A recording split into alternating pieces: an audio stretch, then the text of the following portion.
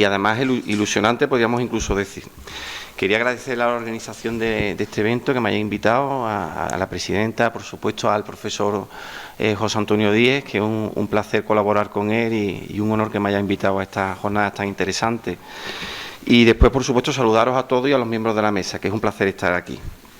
Yo no voy a hablar mucho, solamente voy a presentar, simplemente voy a decir 4 ideas, un poco de cómo yo veo la mesa, ¿no? Ayer, repasando el tema, como ha dicho la presidenta del Observatorio de la Asociación para la Objeción de Conciencia, estamos en un momento, ¿no?, que es muy importante quizás tratar estos temas, porque además con el nuevo desarrollo de los retos tecnológicos y demás en el ámbito sanitario, temas tan importantes como los cuidados paliativos, pues muchas veces están quedando en un segundo plano, cuando es algo fundamental para la sociedad. Yo ayer reflexionaba sobre este tema y digo, muchas veces un recurso que utilizamos los abogados, a lo mejor va a sorprender, pero cuando uno tiene duda de cómo plantear un asunto, lo primero que recurre es a la Real Academia de la Lengua Española y busca las definiciones exactas de los términos. Y yo ayer busqué la definición de paliativos, que dice que paliativos es un determinado tratamiento o remedio para mitigar, suavizar o atenuar el dolor del enfermo. Hay una cuestión que esto no es nada nuevo, viene de Hipócrates, que es anterior a Cristo, y ya Hipócrates decía la importancia que tenía en el tratamiento de los pacientes y de los enfermos el mitigar el dolor, Esto es fundamental. Hay una definición que se construye sobre esto, que se le atribuye a Virginia Anderson, que por cierto también es enfermera, y ella completa, yo creo, muy bien este tema. Dice, si se puede curar, cura. Si no puedes curar, alivia. Si no puedes aliviar, consuela. Y si no puedes consolar, acompaña. Esto casi se puede aplicar a todas las facetas de la vida. Muchas veces, no es un tema de enfermedad, cuando alguien está al lado tuyo, está triste o está mal, pues muchas veces no se le puede ni hablar. Pues por lo menos te sientas a su lado y lo acompañas, ¿no? Esto que parece algo universal, que la humanidad conoce, esto no es tan así. De hecho, seguramente ustedes conocerán, porque ha salido en medios de divulgación, que hay países occidentales, del primer mundo, donde se ha tenido que constituir administraciones llamadas de la soledad. Estamos hablando de Inglaterra, de países como Suecia o incluso Japón. Creo que Japón fue el primero. Aquí el doctor José María Domínguez lo conoce mejor que yo. Ministerio de la Soledad, por la soledad que hay, no solamente de los pacientes y de los enfermos, sino de las personas. Ese independentismo que hay, ese fomento de esa autonomía malentendida, de que uno está solo en el mundo, lleva al final a una situación de egoísmo, que no se cuida a las personas, no se les acompaña, ¿no? Por eso tiene tanta importancia que en el ámbito médico y sanitario se potencie también ese acompañamiento a las personas y a los enfermos, que son los más vulnerables. Yo quisiera terminar simplemente diciendo que vivimos una sociedad compleja, pero creo que hay mucho más que esperanza, que hay esperanza totalmente, y más cuando tratamos estos temas de cuidados paliativos.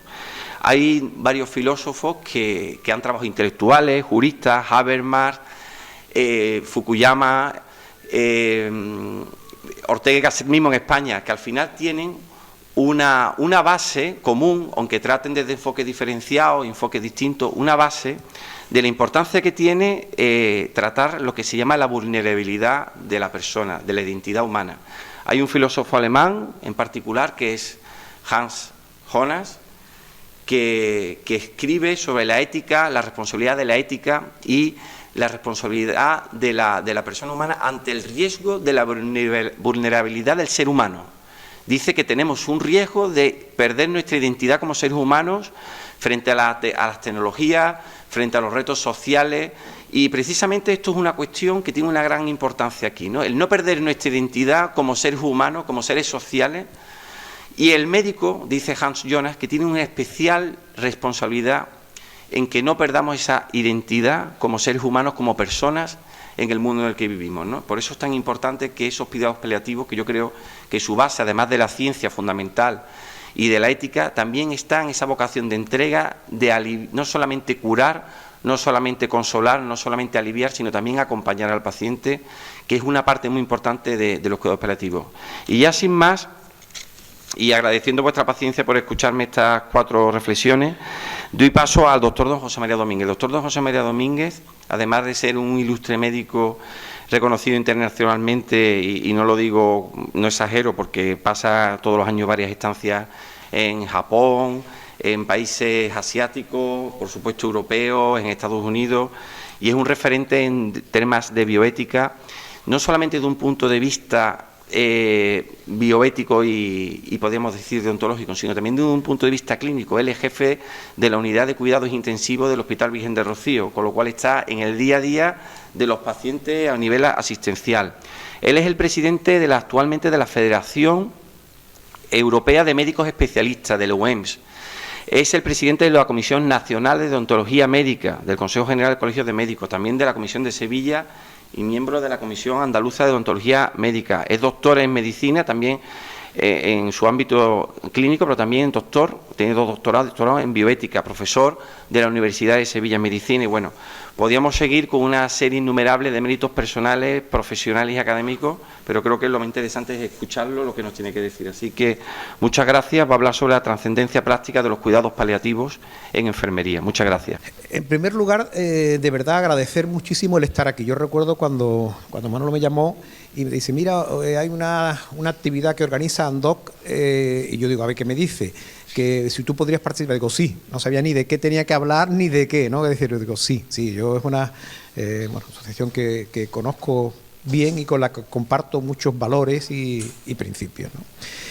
Y luego, ya digo, cuando yo me gusta meterme en muchos líos, ¿no? Es decir, líos complicados. Creo que la vida es corta y hay que ser trascendente o intentar ser trascendente. No pasar por la vida diciendo simplemente que lo hemos pasado bien, el hedonismo, sino ser trascendente para los demás, ¿no? Y me meto en muchos líos y bueno, eso de algunas de las tareas o de los cargos, ¿no? que el moderador ha comentado, pues efectivamente es por no saber decir que no y por meterme en líos. Que sí, pues, uno de los líos es mi propia actividad clínica, ¿no?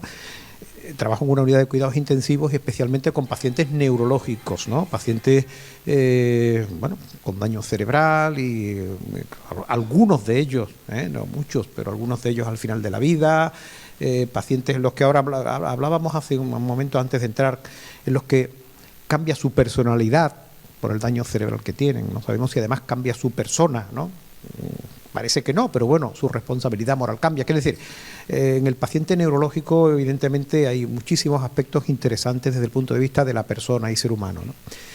Pero como digo, también me meto en otros líos, ¿no? Y cuando, como presidente de la Comisión Central de Ética y Deontología de la OMC, pues en los últimos 5 años pues nos ha cogido de pleno pues todo lo que ha pasado con el tema de final de la vida, que no necesariamente era final de la vida, con el tema de la eutanasia, ¿no? Es decir, el tema de la aprobación de la eutanasia, pero simultáneamente la aprobación del Código de Deontología Médica, que han sido paralelos. Con lo cual, evidentemente, bueno, no ha sido fácil, ¿no? En una sociedad en la que el diálogo y la escucha es poco, no es una práctica muy común. Y como digo, lo primero, es decir, creo que además cuando veo en el programa, ¿no? He visto el programa y creo que algunos de otros ponentes de base también dicen, vamos a ver qué significa dignidad, ¿no?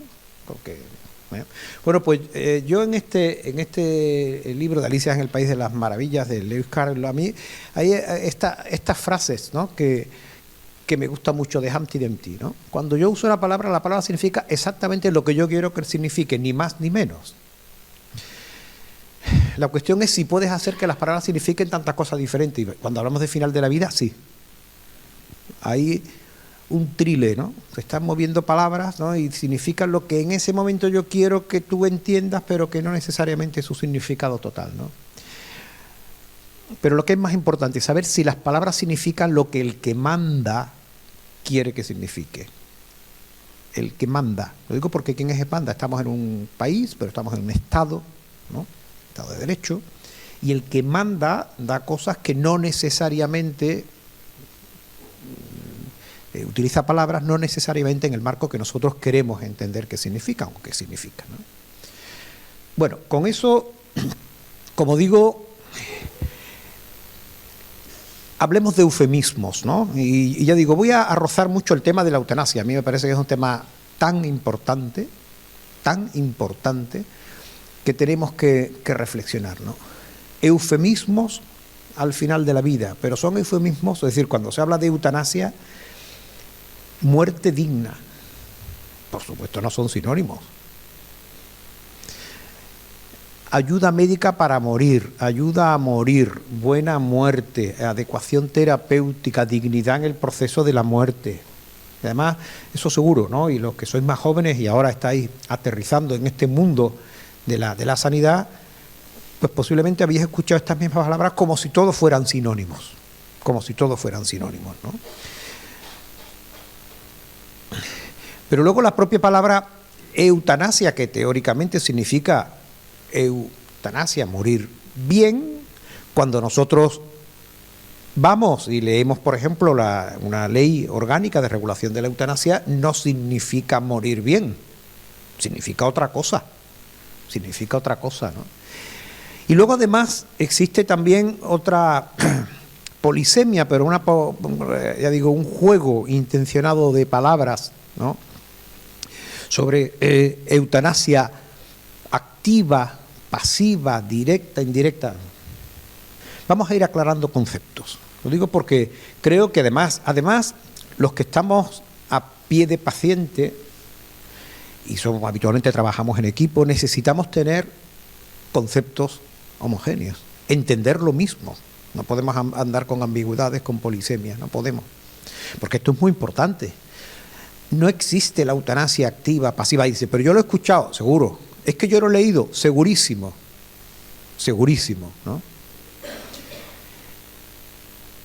Yo aquí he intentado, y me parece que podemos perder un poquito de tiempo en entender, ¿no? O por lo menos intentáramos analizar los conceptos, porque son trascendentes para que entendamos de qué estamos hablando, ¿no?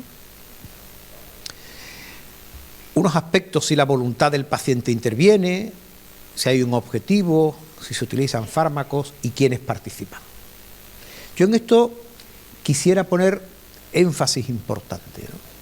Hay una práctica, y los que, ya digo, estamos a pie de paciente y vemos morir pacientes, ¿no?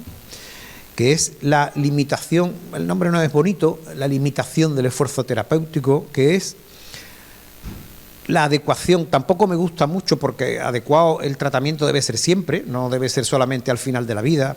Bueno, pero da igual, creo entender que es cuando realmente los equipos de profesionales sanitarios consideran que hay tratamientos fútiles, inútiles, que no van a aportar nada a esa persona. Y efectivamente, ¿qué es lo que hace ese equipo? Ese equipo lo que hace es no interferir el proceso de la muerte, no interferirlo, y ahí en ese caso, si es necesario y precisa, pues aliviarlo. Pero no obstruimos la evolución de la muerte. Luego ya entra en el marco normativo y en el marco ético también el rechazo al tratamiento.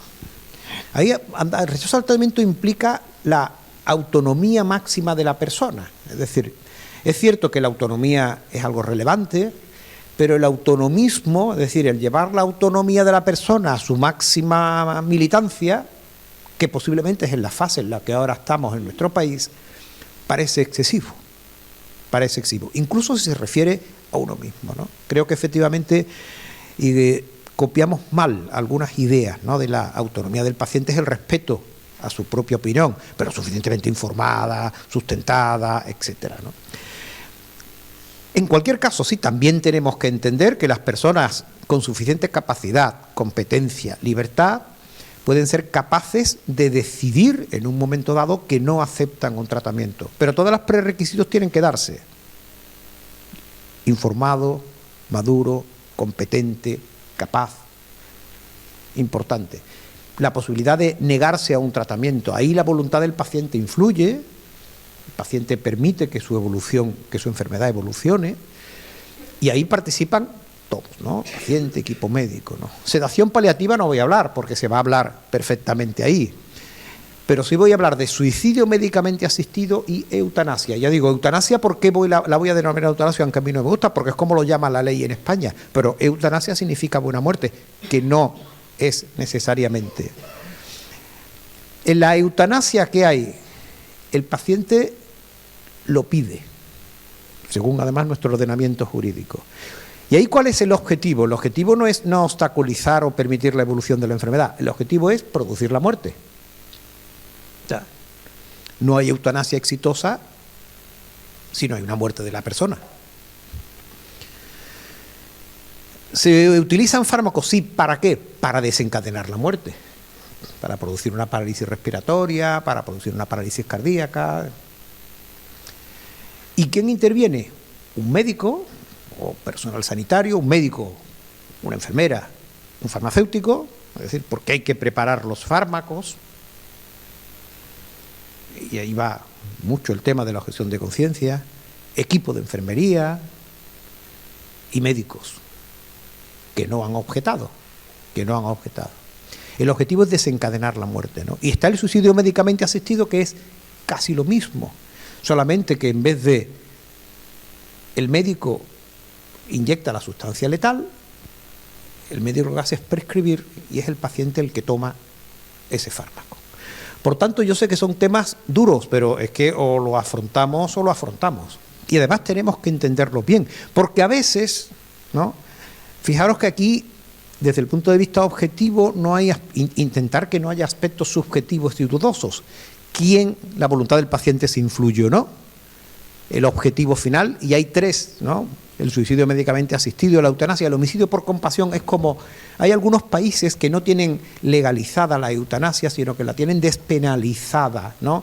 Y la tienen incluida como homicidio por compasión, es decir, bueno, pero que en el fondo es una eutanasia, aunque evidentemente con una mucha menor tasa, ¿no? Mucha menor tasa de esto. Con lo cual, y en el homicidio por compasión no necesariamente interviene la voluntad del paciente. Bueno, estos son temas duros, y difíciles, pero bueno, es lo que hay en la calle, es lo que hay en los hospitales, es lo que hay. Pero lo importante creo que es intentar saber diferenciar cuál es lo que pueda ser una buena práctica clínica, fundamentalmente la limitación del esfuerzo terapéutico, si es necesario asociándolo con sedación paliativa, e incluso en un contexto adecuado el rechazo al tratamiento por parte del paciente competente, que es una buena práctica clínica, a las otras, que no son malas prácticas clínicas, es que no son prácticas clínicas. Otra cosa es que nos digan que tienen que ser sanitarios los que participen. Yo tengo ahí una portada en Diario Médico, ¿no? Y cuando me preguntaron por esto, yo decía, nunca suspenderé a un alumno por no saber practicar una eutanasia, porque no es una práctica médica.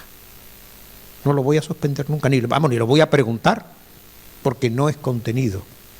Tienen que saber el concepto, pero no me tienen que decir qué fármacos hay que poner.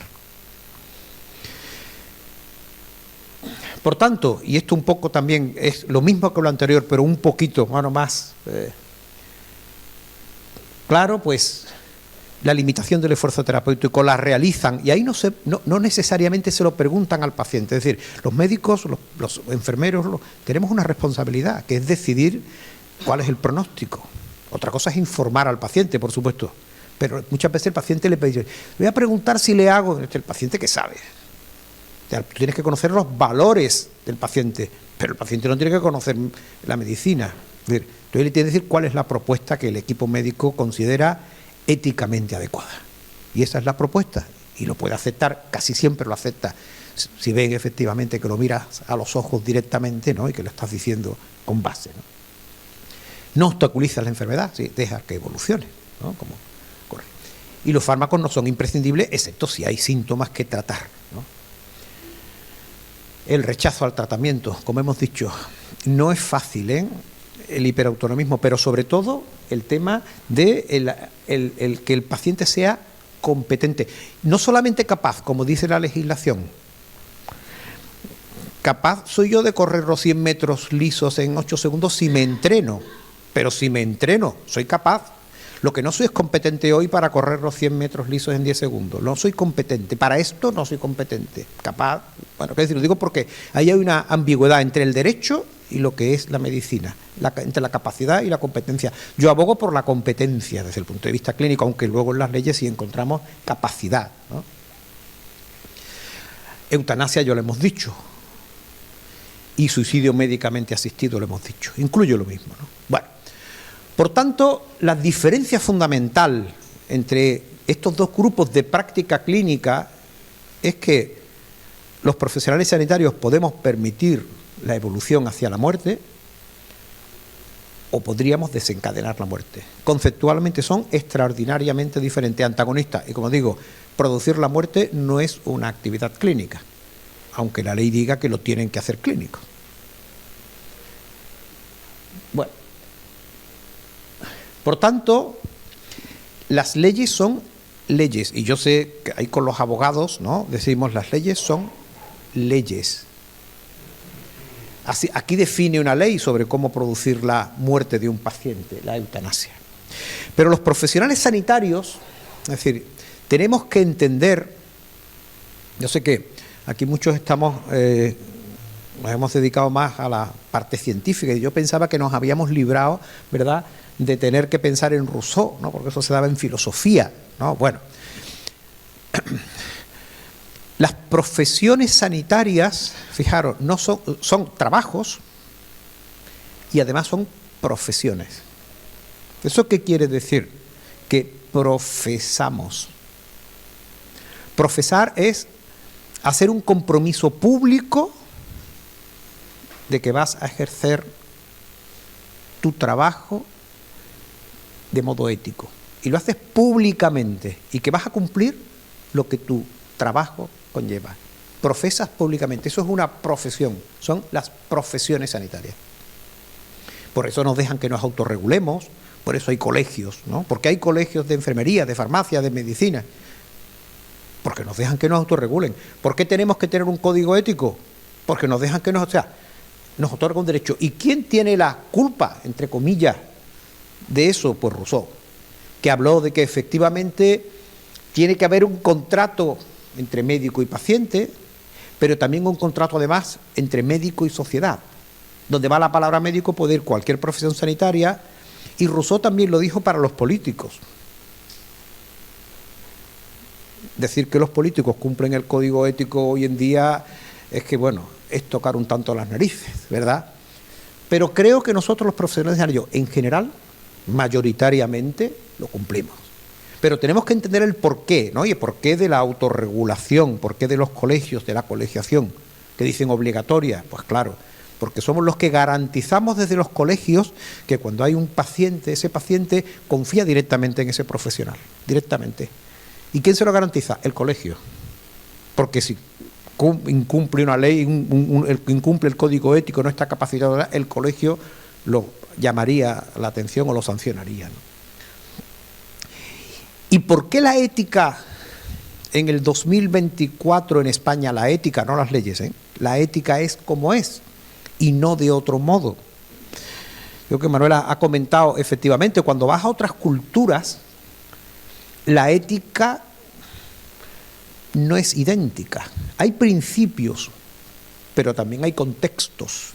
No es lo mismo la ética aquí que en un país en vías de desarrollo. Los principios son iguales, pero los valores no. Es decir, por tanto, hoy estamos en Europa 2024 y en este caso tenemos que saber por qué es como es y no de otro modo. ¿Por qué es como es? ¿Por qué decimos, como yo he dicho, que la limitación del esfuerzo terapéutico está bien o que la eutanasia está mal? ¿Por qué? ¿Por qué? Porque somos hijos de una tradición filosófica, antropológica, cultural, religiosa, y ahí hay algunos de los principales actores que tienen que ver en la manera en que los profesionales sanitarios somos como somos. Aristóteles, San Agustín, Descartes, Kant, importantísimo, es el que nos incluye la obligación de deber. ¿Cuál es tu deber? ¿Por qué los médicos tenemos deberes? ¿Por qué los farmacéuticos tienen deberes? ¿El deber cuál es? Eso viene de Kant. viene de Kant. También influye, y hay que tenerlo en cuenta, Stuart Mill, que era utilitarista. Bueno, si no cumples el deber, pero no ha pasado gran cosa, pero bueno, es decir, también está en nuestra sociedad, es decir, el utilitarismo. Pero bueno, por tanto, vosotros, profesionales sanitarios, a día de hoy, tenéis un problema. El problema es este. Dice, pero es que sois ciudadanos de un Estado.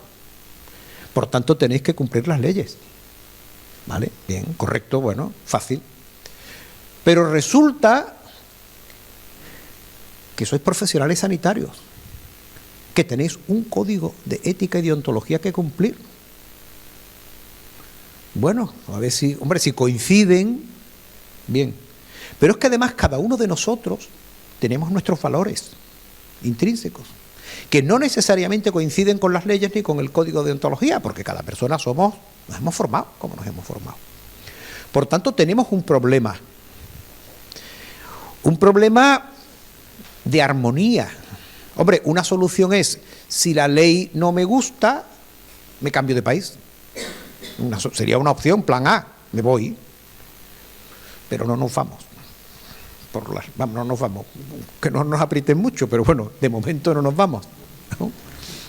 Bueno, el código de deontología se va, porque claro, estos señores del Parlamento, elegidos democráticamente tal, cambian cada 4 años o menos, pero cambian cada 4 años. Luego las leyes pueden cambiar cada 4 años. Los principios de la medicina cambian, pero menos. Cambian, cambian. Es decir, no son estáticos. Hace 50 años hacer un trasplante de corazón era un anatema, ¿no? Y hoy en día, bueno, se considera algo suficiente, con suficiente beneficencia para un receptor de recibir un corazón, que es éticamente aceptable. Pero hace 50 años no lo era. Quiere decir, la propia unidad de cuidados intensivos consideraba más de 2 máquinas puestas alrededor de un paciente era un encarnizamiento terapéutico. Hoy no lo es. Se sabe gran utilidad. Quiere decir que los principios cambian, pero lentamente. Hay principios universales de la medicina. Y nuestros valores ya sabemos cómo se configuran. Por tanto, como digo, el problema está en que no coinciden necesariamente, ¿no?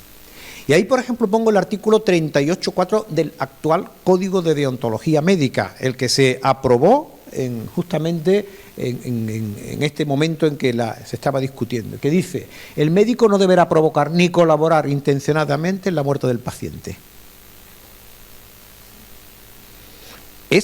¿Por qué dice eso? Es porque la mayor parte de los médicos en el mundo piensan eso. Por eso lo pone, no por otra cosa. No somos, ahí no, los que escribíamos eso no lo escribíamos por gusto, o es por lo que yo piense. Es por lo que lo piensa. Dice, y eso no es lo que dicen las leyes, dice efectivamente. Pero podemos sancionar, decir, no, porque estamos en un Estado de Derecho y lo podemos sancionar éticamente, pero no podríamos porque la ley nos dice que no podemos sancionarlo, pero podemos decir que está mal.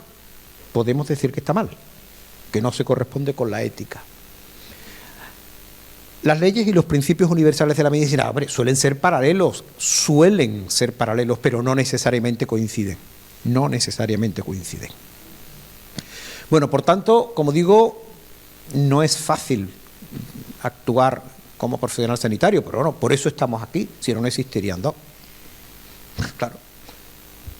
¿Por qué? Porque para salvar mis valores, la columna de la izquierda, está la objeción de conciencia, que luego tendremos, bueno, no lo vamos a ver porque no es el tema, pero a ver lo que dicen las leyes o cómo se están implementando. No se están implementando bien, pero bueno, ese no es el tema. Vale, pues como digo, y simplemente si quisiera, y ya voy entrando, quedan muchas diapositivas, pero no voy a